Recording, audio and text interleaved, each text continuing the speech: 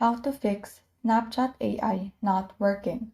So when you open your Snapchat application, and then when you swipe to your right and you don't see this My AI message conversation, then the first reason could be is that you are not connected to a good Wi-Fi or data connection.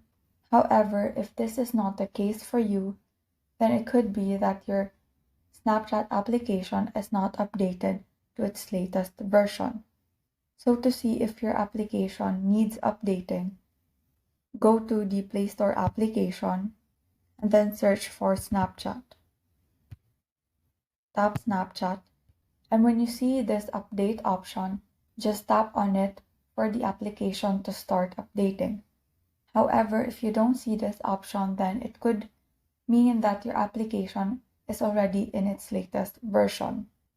After the application has been updated, open it and see if the issue has been resolved. If not, then what you can do is to see whether the Snapchat server is down. So just go to any browsing application that you have and then search for down detector. So just tap the first result that will show, and in here you will find a list that shows which services are down.